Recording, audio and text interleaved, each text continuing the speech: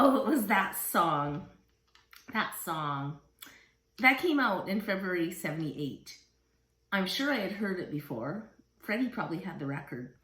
But I just remember that song when I met Mike Town. Our house was always full of people everywhere.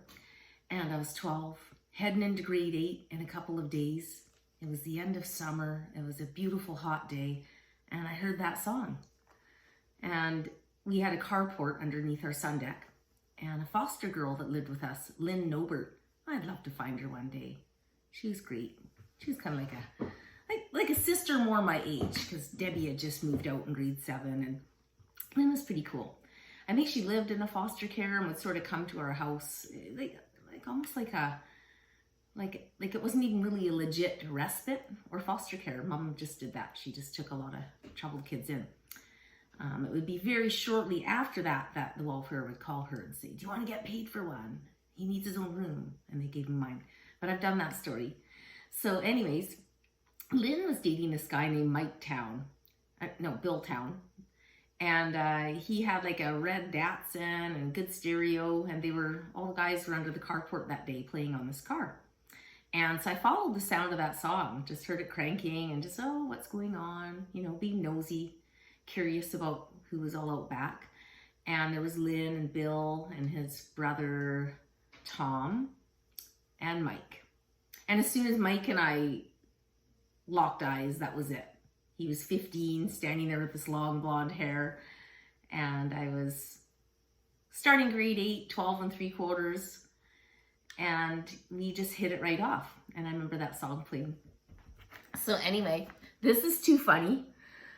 So when I picked up my diary yesterday, Stacy had come by. And Stacy Cawthorn, who I met in grade 8, was over. And my daughter Talia, so I did something I don't normally do, but I did. I peeked ahead to see what's coming. Thank God, it's like really embarrassing. So I usually just pick it up and start going, just, so I don't really know exactly what's coming, because it's like I've said, it's been a decade or decade and a half since I've read it. So that was pretty funny. So before I get going, I'm going to show you a picture of said Mike Town. Well, first of all, there's me starting grade 8. Barb and I used to love that top. I had the little tie-ups, and we always joked that I did that so my cleavage would look big for the picture.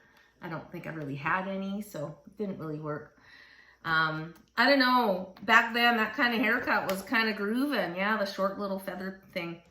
That wasn't quite how I looked when I met him. I think I still had my long outgrown perm, and I'd gotten my hair cut just in time for school.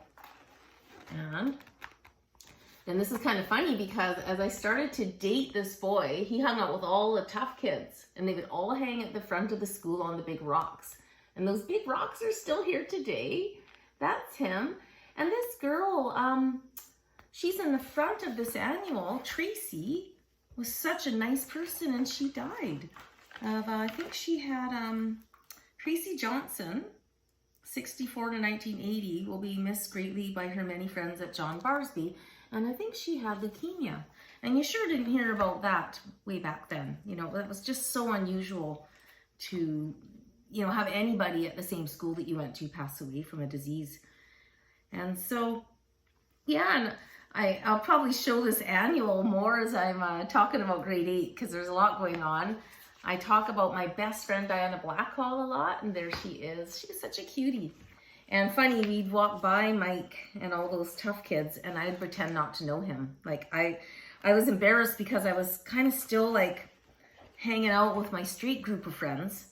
But at home, I was kind of becoming a different Katie. Like, I've been smoking off and on since grade 3, but I was smoking with Mike and kissing, and then I'd be with my street friends and walk by with my nose in the air and pretend I didn't know him.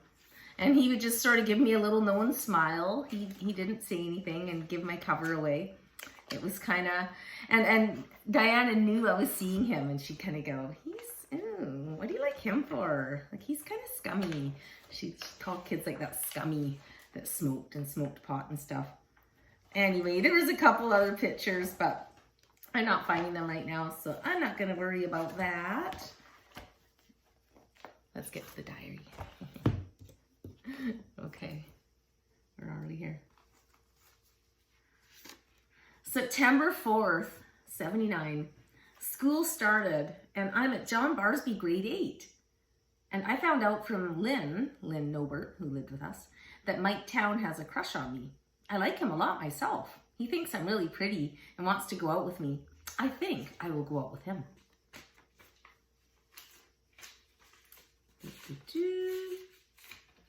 Yeah, we were just past the generation that said, will you go around with me? Or will you go steady? That sounded like stupid. So we'd just be like, will you go out with me? Mike phoned me tonight and came over. Oh, wait a minute. Okay, hang on. See, I know from cheating reading ahead, I'm sure I missed something. Oh, no, maybe not. Okay. Mike phoned me tonight and came over. We kissed twice, which isn't bad for a first date.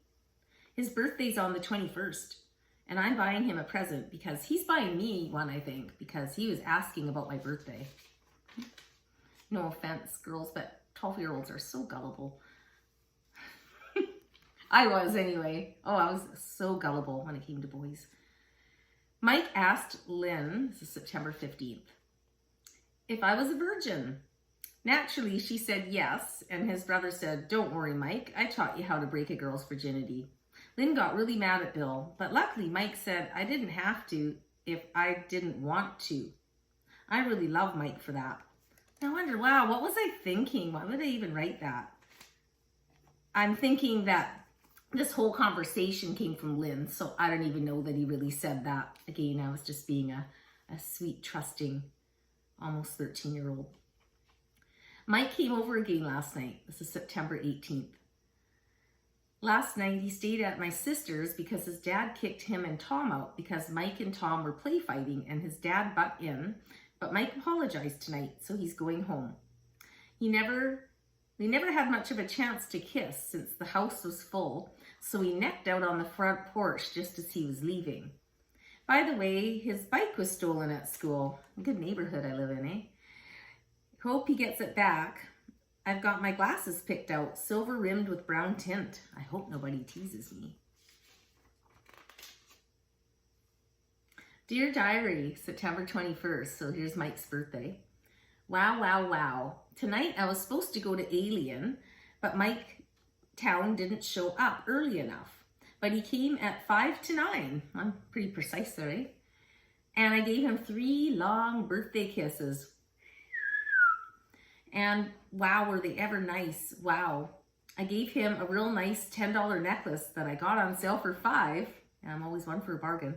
It has a sterling silver chain, and the necklace or whatever, or the medal or whatever it is, I meant medallion, has a marijuana leaf on it. He said he'd polish it every day, and he told his brother it was his most favorite present. I think I kissed him about 8 times tonight, and I told him I liked him a lot, and he said the same. My heart's melting.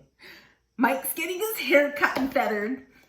Yeah, that meant a lot to me. He had long, which I think is really cool now, but going into grade 8, it was like, oh, he really needs to do something with that hair. So I guess I was making an impression on him because he ran right out and got his hair cut and feathered when I asked him to. So, gee, isn't that interesting? I'm 12. I won't be 13 until December 22nd.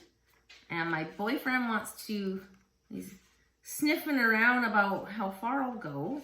And I'm buying him marijuana medallion necklaces. So that's what was happening in my head around 79. That's what I was choosing to get up to. And you know, now that's interesting because I'm not seeing any more entries. Maybe I'm just thinking too, like I was probably a little bit nervous that Mom would look at my diary. I remember things in my head a lot better. And now, like, we're all the way into October and I'm not writing. Maybe I couldn't find time. I was too busy smoking and kissing with him on the deck. And holy, okay, we're in October. Funny, by Thanksgiving, and this is not in my diary, by Thanksgiving we were done. He came for dinner. And I always remember that. He came over for dinner. You know, there's probably like 15 people sitting around the table. And I just remember his energy, right? Like, you know that now as an adult, you look back and go, his energy was off. He wasn't being like sweet with me or really, he was there, you know, for the meal, but he kind of, I don't know. And I remember we went downstairs to the basement, and we were down in the basement, and he started talking about that if I wanted him to stick around, then it was going to be time to put out and to go all the way. And I remember saying to him, I just looked at him so confidently and went, no, like, I'm saving that for marriage. You don't get that. And that was pretty much it. Like, that was sort of, yeah, so we're done. Look at that. Katie's first boyfriend.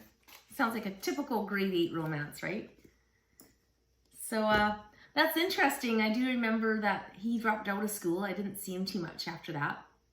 And I think I ran into him when I was in grade 10 or 11, you know, said hi. And then funny, about 8 years ago maybe, my sister was good friends. Sister Debbie was good friends with someone who was going, you know, to NA meetings. And he actually brought him by. He was attending these meetings and getting clean from some substance abuse. So it's kind of cool because my sister, you know, he recognized, oh my God, like I used to date your sister Katie, and he got to see the picture of me up on the wall with my beautiful husband Jeff and beautiful daughter Talia. And I got to know that, hey, I guess I chose well. Good thing I didn't stay with that grade 8 boy. He had such a sweet smile and laugh. I was quite crazy about him, but it wasn't meant to be. Anyway, that's so funny. That's it. I'll talk to you soon, and gosh, like, there's nothing in that diary now, so we might even be sailing into grade 9 by the next time I do this. It'll get more interesting anyway. I had more freedom. Thanks. Have a great day.